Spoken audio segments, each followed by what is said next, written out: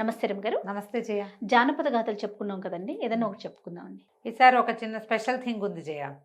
అడపా చిరంజీవి గారిని ఒక రైటర్, వారు చాలా జానపద గాథలు రాశారు.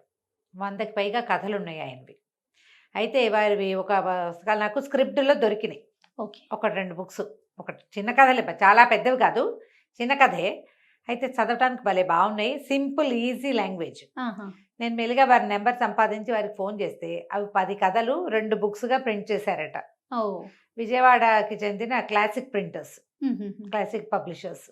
ఇవి ఫ్లిప్కార్ట్లో కూడా దొరుకుతాయి బుక్స్. సరే, నేను అడిగితే ఆయన 2 పుస్తకాలు నాకు పంపించారు. చెప్పండి మీరు అని. మనం బ్రీఫ్ చేస్తాం కదా స్టోరీని. అయితే కత్తుల బోను కథ చెప్తాం. ఈ అడపా చిరంజీవి గారి కథల జానపద గాథలు అయితే భలే ఇంట్రెస్టింగ్గా ఉన్నాయి. వాటి పేర్లు, కథ చిన్న స్క్రీన్ ప్లే లాగా నడుస్తుంది. ఒక చిన్న సినిమా తీసేయచ్చు దాంతో. భలే బాగున్నాయి కథలు. అయితే మీరు ఎవరైనా ఈ పుస్తకాల మీద ఆసక్తి కలిగిన వాళ్ళు ఫ్లిప్కార్ట్లో దొరుకుతాయి. క్లాసిక్ పబ్లిషర్స్ కోసం మీరు ఆన్లైన్ చూసినా కూడా అడపా చిరంజీవి గారి పుస్తకాలు 2 ప్రింట్ చేసినవి ఉన్నాయన్నమాట. 10 కథలు ఉన్నాయి, రెండిట్లలో 5 వేసి తెప్పించుకోవచ్చు. Classic publishers. పూర్వం మరాళ రాజ్యం అని ఒక రాజ్యం, మరాళ దేశం. ఈ రాజ్యానికి కీర్తిసేనుడు అని ఒక రాజుగారు ఉన్నారు. ఒకనాడు ఆయన కొలువు తీరుండగా ఒక భట్టుడు పరిగెత్తుకుంటూ వచ్చి పట్టపుటేనుగు మరణించిందని చెప్తాడు. ఏదో అశుభంగా భావిస్తారు. రాజుగారు భయపడతాడు. ఈయనకి లేక లేక ఒక కుమార్తె, పురుష సంతానం లేదు, ఒక్కతే కూతురు. అయితే చాలా టెన్షన్ ఫీల్ అయ్యి ఏం చేయాలి అని ఆలోచిస్తే, సరే ఒకసారి అందరినీ పిలిచి, పెద్దవాళ్ళని, జ్యోతిష్య పండితుల్ని, సిద్ధాంతుల్ని పిలిచి ఈ పట్టపుటేనుగు మరణించిన వేళని కౌంట్ చేసి గణించి ఏదైనా చెడు విపత్తు రాబోతోందా, ఏం తేడా రాబోతోందో తెలుసుకోవాలనుకున్నారు. మంత్రి గారు ఏమన్నారంటే, మనకు వచ్చిన ప్రాబ్లం ఏం లేదండి, చాలా రకాలు అన్నీ బాగున్నాం, మనము కొత్తగా వచ్చే విపత్తు ఏముంది, కాలముల వల్ల మరణించి ఉంటుంది అంతేనని ఆయన అన్నా కూడా మంత్రి గుణవర్మ గారు చెప్పిన రాజుగారికి సాటిస్ఫై కాల. అయితే ఏం చేశారు, అందరినీ పిలిచారు. జ్యోతిష పండితుల్ని, సిద్ధాంతుల్ని, కొండుభట్లు గారు, ఇట్లా చాలామందిని పిలిచారు. పిలిస్తే వాళ్ళు అంతా కౌంట్ చేసి అందరూ బాగానే ఉంది బాగానే ఉంది అన్నారు. ఒక ఆయన చెప్పారు, ఓకే, యువరాణికి ఏదో ప్రమాదం రాబోతోంది, రాగల 2 సంవత్సరాలు గడ్డు. యువరాణి జాతకం ఈ టైం ప్రకారం యువరాణి జాతకాన్ని లెక్క పెడితే మీ జాతి కాని, అంటే క్షత్రియుడు కానీ నిరుపేద యువకుడిని యువరాణి వివాహం చేసుకునే అవకాశం ఉంది. దీంతోపాటు ప్రాణాపాయం సంభవించే అవకాశం కూడా ఒకటి కనపడుతోంది. 2 సంవత్సరాలు అమ్మాయిని జాగ్రత్తగా చూసుకోవాలి. దాంతో ఏం చేయాలో తెలియలే వీళ్ళకి. మంత్రి బాగా ఆలోచించి ఏమన్నాడు, అమ్మాయిని పూర్తి రక్షణలో ఉంచుదాం. ప్రజలందరూ తిరిగే చోట ఒక ఊరు మధ్యలో ఒక ఒంటి స్తంభం మేడగట్టి దానికి తలుపులు చాలా దిట్టంగా పెట్టి, చాలా ఫుల్ కాపలా పెట్టి, చుట్టూతో ఆగట్ట పెట్టి, అందులో మొసళ్ళని పెట్టి, పోతుటీగా కూడా జ్వరపడకుండా చేద్దాం. అప్పుడు వీళ్ళు చెప్పినట్టుగా ఆ సామాన్య యువకుడు రాడు, ప్రాణాలకి ప్రమాదము రాదు, చాలా పహరా ఉంటుంది కదా. అంతేగా. మీరు కూడా కలవద్దు, అమ్మాయిని ఒంటరిగా ఉంచుదాం ఓ 10 మంది చిలికత్తెలతోటి. మరి ఇప్పుడు ఊళ్ళో కట్టడం ఎందుకు అంటే, ఊళ్ళో అయితే ఏంటంటే ప్రజలకు దగ్గర కోటలోనే విడిగా ఉంచితే మీరు రోజు చూస్తూ ఉంటారు. తల్లిదండ్రుల నుంచి సెపరేషన్ కూడా ఉంది జాతకంలో. ఆ సెపరేషన్ మనమే చేద్దాం, కోటలో వద్దు, బయట పెడదామని ఆలోచించారు. సరే సరేని అనుకున్నారు. బ్రహ్మాండమైన ఒంటి స్తంభం మేడను ఒకదాన్ని కట్టారు. కట్టి రాజకుమార్తెను ప్రవేశపెట్టారు. ఊర్లో అంతా ప్రచారం అయ్యింది. ప్రజలు తోడుగా ఉంటారు. ఏదైనా ప్రమాదం, రాజుగారు చాలా మంచివాడు, అద్భుతమైన రాజు. ఏ ప్రమాదం వచ్చినా ప్రజలు కూడా కొంచెం తేక్పాటు చేస్తారు. అందులో వాళ్ళు కూడా కొంచెం ఉత్సాహంగా యువరాణిని రక్షించడానికి ఉంటారు. చుట్టూతో అగడితో ఒకటి తవ్వించారు. ఈ మొత్తం భవనానికి తిమ్మయ్య అని ఒకరిని కాపలా పెట్టారు. చాలామంది సైనికులు ఉన్నారు, వాళ్ళకి హెడ్గా అతను ఉన్నాడు. తిమ్మయ్య వాళ్ళ అమ్మ తండ్రి చాలా కాలం ఈ రాజుగారిని సేవించిన వాడే, ఓ 30 ఏళ్ల యువకుడు. అతన్ని పెట్టారు. అంటే రాజుకి విధేయుడుగా ఉన్నాడనమాట, నమ్మిన బంటు. ఇతర దేశాల్లో కూడా, చుట్టుపక్కల రాజ్యాల్లో కూడా ప్రచారం అయింది. పక్క రాజ్యం యువరాజు కూడా ఒక ఆయన వచ్చి చూశాడు. ఎందుకు ఇవన్నీ చేయటం, మాకు పోటీ పెట్టి అమ్మాయిని కాపాడుకోగలిగే వాళ్ళు ఎవరికో ఇచ్చి వివాహం చేసుకోగలరు కదా. రాజకుమార్తె చాలా అందగత్తని విన్నామంటే, రాజకుమార్తె చంద్రలేఖ, చంద్రబింబానికి మచ్చదొచ్చే పోలికొచ్చేంత అందగత్తె, చాలా సౌందర్య రాశి. కానీ ఇప్పుడు పరిస్థితి అది కాదు, 2 ఏళ్ళు జాగ్రత్తగా ఉండాలి. దాంతో ఈ ఒంటి స్తంభం మేడ కట్టి అందులో పెట్టారు.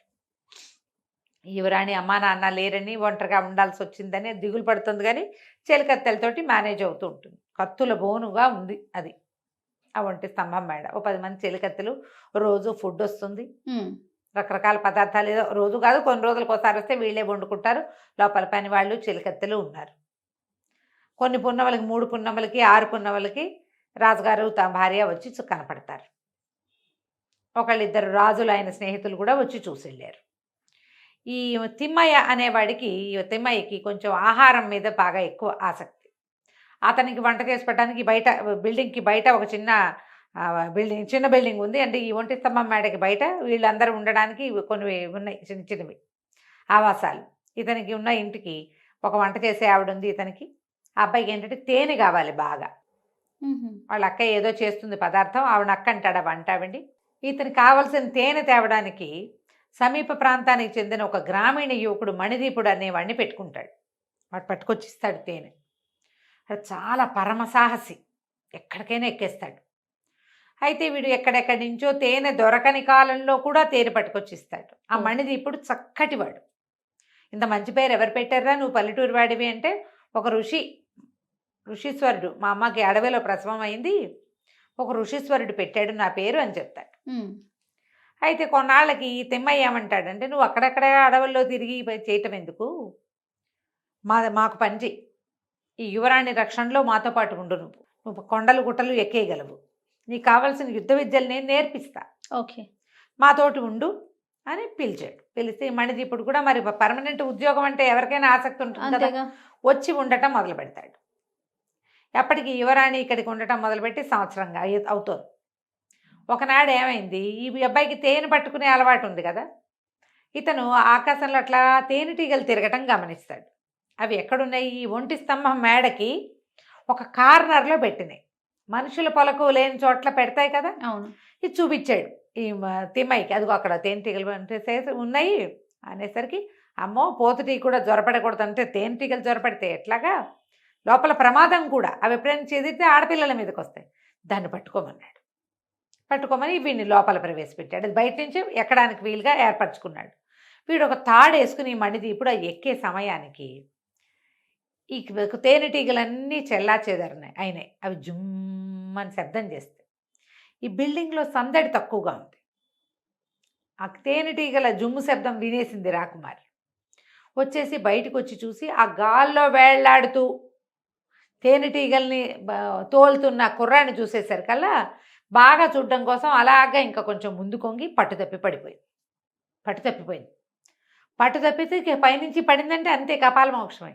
అయితే ఈ తాడు పుచ్చుకు వేళ్లాడుతున్న మణిదీపుడు, తాడుంది కదా అతనికి, ఒక్క దూకులో వచ్చి రాకుమార్తెని రెక్కపట్టుకుని ఆపేశాడు, లేకపోతే పడిపోయేది.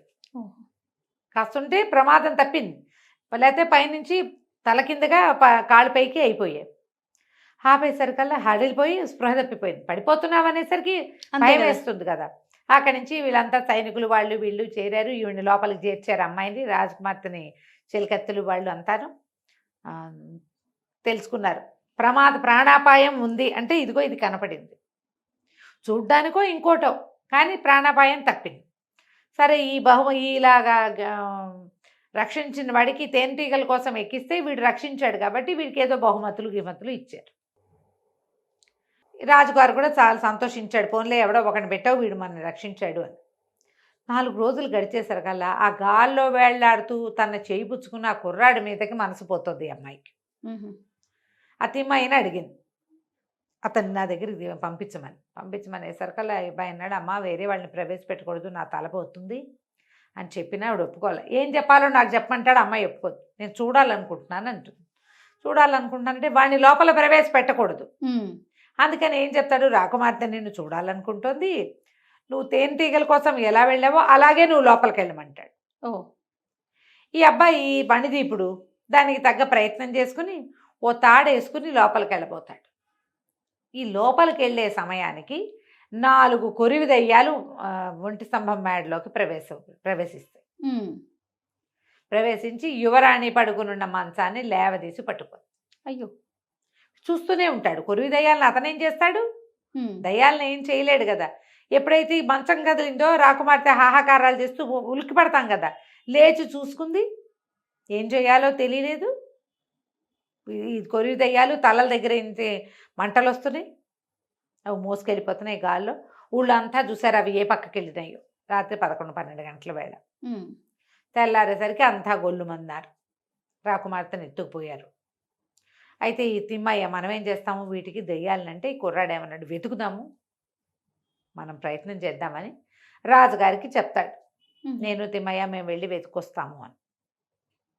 ఇక చేసేదేముంది, చెరో గుర్రము వేసుకుని బయలుదేరుతారు దెయ్యాన్ని పట్టుకోవడానికి. ఏ పక్కకి వెళ్ళి ఎక్కడికి తీసుకెళ్లారో ప్రయత్నమే చేయాలి. వీళ్ళ దగ్గర ఏమి శక్తులు లేవు, యుక్తులు లేవు, అవును. సాహసం ఒకటే ఉంది. ఆ తిమ్మయ్య తనకి తోడుగా, మణిదీపుడే తనకి తోడుగా తిమ్మయ్యని పెట్టుకున్నాడు. ఇద్దరు కలిసి బయలుదేరుతారు. బాగా ప్రయాణం చేసి ఓ ఊరు చేరుతారు. అక్కడ ఓ పేదరాజు పెద్దమ్మ దగ్గర సాపాటు చేస్తే ఆవిడ ఏం చెప్తుందంటే, ఆ రోజు రాత్రి నేను చూశాను 4 కురిది దెయ్యాలు ఇటు దక్షిణ దిక్కుగా మోసుకెళ్ళిపోతున్నాయి అని. ఆ ప్రాంతానికి ఇక బయలుదేరుతారు. వెళ్ళగా వెళ్ళగా వెళ్ళగా ఒక అడవి. ఈ అడవిలో చేరితే ఈ అడవిలో వీళ్ళు రెస్ట్ తీసుకోవడానికి ఆ పూట అక్కడ ఆగితే వాళ్ళకి ఒక చెట్టు మీద నుంచి, చెట్టు దగ్గర నుంచి ఏవో కేకలు వినపడతాయి, నన్ను రక్షించండి రక్షించండి. తీరా ఈ అబ్బాయి పరిగెత్తుకుంటూ వెళ్తే ఎలా కనపడుతుంది, చెట్టు సగం, చెట్టు తలదాకా చెట్టులో ఉన్నాడు ఒక మనిషి, మొహం మాత్రం బయట ఉంది. ఉండేసరికి ఇతను ఆశ్చర్యపోతాడు. ఇదేంటి మీరు ఇట్లా ఉన్నారంటే, బాబు నేను ఒక గంధర్వుణ్ణి, ఇది మాంసాహార వృక్షము, నేనేవో పొరపాట్లు చేసి మాంసాహార వృక్షానికి దొరికిపోయాను, నా తల నరికేసి, నన్ను తల నరికే లోపల ఈ వేళ్ళు వచ్చి నిన్ను పట్టేస్తాయి, ఆ వేళ్ళని ఎలాగోలాగా నువ్వు ఏదైనా చేయగలిగావా, నాకు ఈ బాధ నుంచి విముక్తి వస్తుంది. ఎవరైనా అందుకని ఏం చేస్తున్నా, వెళ్ళిపోయే మానవులందరినీ పిలుస్తాను, ఎవరు దగ్గరికి రారు, ఒకవేళ వచ్చినా ఈ వృక్షం వాళ్ళని కూడా మింగేస్తుంది. నేను గంధర్వుడిని అవటం వల్ల నన్ను నిదానంగా తీసుకుంటుంది, తల వరకు వెళ్ళిపోయింది. ఏం చేయాలో తెలియదు. వీళ్ళ దగ్గర కత్తులు ఉన్నాయి, కానీ వీడికి పెద్ద కత్తి విద్య ఏం రాదు, కొంచెం తెలుసు, కొద్దిగా నేర్చుకున్నాడు. సరే తిమ్మైనాడు, వద్దురా నీకేమైనా అవుతుంటే ప్రయత్నం చేసి చూద్దాం, ఎవరికైనా సహాయం పడుతూ చచ్చిపోయినా పర్వాలా, పైగా ఈయన గంధర్వుడు చూద్దామని ఏం చేశాడు, ఈయన మెడకోట ఒక దెబ్బతోటి తెగల, వీడికి అంత విద్య కూడా రాదు. ఈ దెబ్బ తగిలేసరికల్లా ఆ వృక్షాల నుంచి వేళ్ళు వచ్చేసి వీడిని పట్టుకోబోతున్నాయి. ఆ వేళ్ళు తెగనరికి ఈయనో దెబ్బ, వేళ్ళనో దెబ్బ, ఈయనో దెబ్బ, వేళ్ళనో దెబ్బ కొడుతూ మొత్తానికి ఆ మెడ నరికేసాడు. ఆ చెట్టు కాస్త ఢామ్ అని విరిగిపోయింది.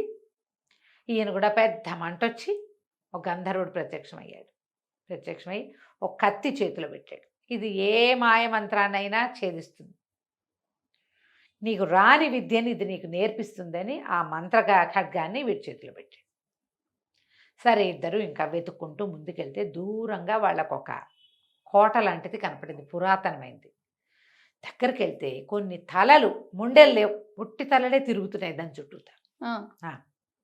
తిరుగుతుంటే ఆశ్చర్యపోయారు, ఏంటిది, ఈ తిమ్మయ్య ఆ తిరుగుతున్న తలల్లో ఒక తలని గుర్తుపెట్టాడు. మాకు పోటీ పెట్టి రాజకుమార్తెను మాకు ఇచ్చి పెళ్లి చేయొచ్చు కదా అని అడిగాడు కదా, పక్కదారి రాజ్యపు యువరాజు సూర్యవర్మ వాడు. ఓహో, వాడి తలని ఈయన గుర్తుపట్టాడు. తల ఉంది, మొండెలు లేదు, కొరివి దయ్యాలు తిరుగుతున్నాయి. సరే ఏం చెయ్యాలో చూడాలి, ఇక్కడే ఉండుండొచ్చు, ఈ కొరివి దయ్యాలే ఈ రాజకుమార్తెను మోసుకెళ్ళింది, చూద్దామని మెల్లిగా కోటలోకి ప్రవేశించారు ఇద్దరు. ఆ ఖడ్గాన్ని ఈ తిమ్మయ్య చేతిలో పెట్టాడు. నీకేం భయం లేదు, దీనికి బోళ్ళు మంత్ర మాయలు ఉన్నాయన్నాడు, కొరివి దయ్యాలను కొట్టి చూడు ఏమవుతుందో చూద్దామని కొరివి దయ్యాలను కొట్టేశారు, లోపలికి ప్రవేశించారు.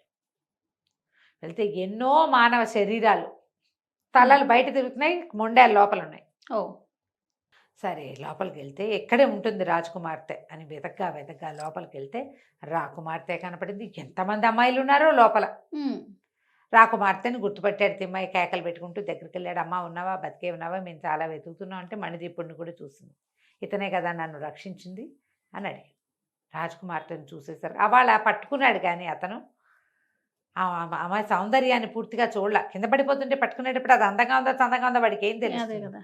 ఒక మైమరుపు కలిగించేంత అందగత్తామ. వీళ్ళందరూ ఎవరంటే రకరకాల రాజకుమార్తెలు. వీళ్ళని రక్షించడానికి వచ్చిన యువరాజులందరినీ, వాళ్ళ స్నేహితుల్ని, అన్నదమ్ముల్ని అందరినీ చంపేసింది. ఇక్కడ ఒక బ్రహ్మరాక్షసి ఉంది, ఒక రాక్షసి. ఏం చేయదు, అందరిని తెచ్చి ఇక్కడ పెట్టి ఉంచుకుంటుంది, ఆనందంగా చూస్తుంది, ఆదరంగా చూసుకుంటోంది. కానీ ఇంట్లో మన వాళ్ళు ఎవరి ఇళ్ళల్లో వాళ్ళని ఉండనివ్వదు, పంపదు, వదలదు. వీళ్ళ కోసం ఎవరైనా వస్తే వాళ్ళని చంపేస్తుంది. సరే ఏం చేశారు, అక్కడే ఉన్నారు. ఉండేసరికి కల్లా ఆ బ్రహ్మరాక్షసి పెద్ద పెద్ద శబ్దాలు చేసుకుంటూ వచ్చింది. తల పైకి తగిలేదు తుద్దుట. ఓహో, రాక్షసి. పెద్ద కేకలు పెట్టింది.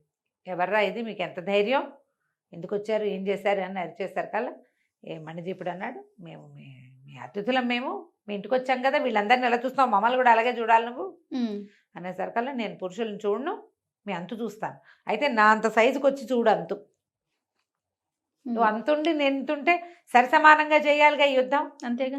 ఈ అబ్బాయి తన దగ్గరున్న మంత్ర ఖడ్గంతో బ్రహ్మరాక్షసి వీడి సైజుకి తగ్గిపోయి ఆవిడ ఇద్దరు యుద్ధం చేశారు. మణిదీపుడు దగ్గర ఉన్న కత్తి ఏమిటి, గంధర్వుడు ఇచ్చిన మంత్ర కత్తి కదా, ఆ కత్తి దెబ్బలకి ఆ అమ్మాయి కాస్త చనిపోయింది. ఆ బ్రహ్మరాక్షసి చనిపోయేసరికి ఆ ప్లేస్లో ఒక పెద్ద గంధర్వకాంత ఒక ఆవిడ ప్రత్యక్షమైంది. నేను గంధర్వకాంతని ఒక ఋషి పట్ల అవజ్ఞగా ప్రవర్తించానని ఆయన నన్ను శపించాడు, బ్రహ్మరాక్షసిని అయిపోమని.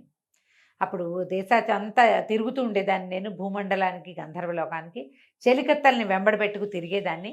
ఓకే. నేను ఒంటరిగా బ్రహ్మరాక్షసిని అయిపోయేసరికి చెలికత్తెల కోసం ఈ యువరాణులందరినీ తెచ్చుకున్నాను. రూపస్సులు కావాలి ఆమెకి, గంధర్వకాంత కదా, అందుకని ఎక్కడెక్కడ రూపసిగా ఉన్న రాజకాంత కుమార్తె ఉందో అది తెచ్చేసుకున్నా వాళ్ళందరినీ అనేసరికి ఈ అబ్బాయి అడిగాడు, చచ్చిపోయిన వాళ్ళందరినీ బతికించు, ఆ తలలు బయట తిరుగుతున్నాయి అంటే వాళ్ళందరినీ బతికించింది. రాజకుమార్తెను తీసుకుని తిమ్మయ్య ఇతను వెళ్ళిపోయారు, ఎవరి రాజ్యాలకి వాళ్ళని పంపించేశారు. ఇంటికి వచ్చిన తర్వాత రాజుగారు ఏమన్నారంటే, రాకుమార్తెను ఎవరైనా రక్షిస్తే వాళ్ళకి ఎన్నో లక్షల వరహాలు ఇస్తామని, అర్ధరాజ్యం ఇస్తామని, లక్షల వరహాలు బహుమతి ఇస్తామని చెప్పుకున్నారు. చాటిచ్చారు వాళ్ళు, చాటింపు ప్రకారం చేస్తామన్నాడు. అంటే ఇతను అన్నాడు, కాదు ప్రభు, నేను ఒక మాట చెప్పాలి, నేను శిక్షార్హుణ్ణి, రాకుమార్తె ఉన్న ఒంటి స్తంభం మేడని ఎక్కడానికి ప్రయత్నం చేశాను, నేను ఎక్కిన తర్వాతే నాకు ఆ పిశాచాలు ఇవి మోసుకెళ్తున్న వాటిని నేను గుర్తుపట్టగలిగాను అంటే, సరే దానికి తగ్గ శిక్ష ఇస్తాను నీకు అని చెప్పారు. రాకుమార్తె సాభిప్రాయంగా చూసేసరికి రాజు ఏమన్నాడంటే, నువ్వు ఆమెని చూడ్డానికి వెళ్ళావు కాబట్టి పరపురుషుడివి, ఆమెను చేపట్టి వివాహం చేసుకో. అదే శిక్ష. అదే శిక్ష. మరి రాజకుమార్తెను ఆమె చేయిపుచ్చుకున్నాడు ఆల్రెడీ, అతను కాపాడడానికి చేతులు పుచ్చుకున్నాడు కదా, మరి నీతో కరగ్రహణం చేసింది అమ్మాయిని ఇంకో చోటకి ఎక్కడికి ఇస్తావు. అందుకని ఒక గ్రామీణ యువకుడైన మణిదీపుడికి ఆ జాతకంలో ఉన్న ప్రకారమే ఆమెను రక్షించాడు కాబట్టి ప్రాణదాత వివాహం చేశారు. తర్వాత ఈ ఒంటి స్తంభం మేడని ఊరికే అందరూ తిరగడానికి కోసం వదిలిపెట్టేసి మణిదీపుడిని రాజుని చేశారు. కథ కంచికి మనం ఇంటికి. బాగుంది రమ్మగారు. ఇది నేను చకచకా చెప్పేసా, ఎలాబరేట్గా చదివితే మహా బాగుంటుంది. క్లాసిక్ బుక్స్లో దొరుకుతుంది, చక్కగా కొనుక్కొని చదవండి. అందులో 5 కథలు ఉన్నాయి ఒక్కొక్క బుక్లో. నేను ఒకటి చెప్పా, వీళ్ళు వెంబడి మిగిలిన కథలు కూడా చెప్పుకుందాం. తప్పకుండా అండి. నమస్తే. నమస్తే.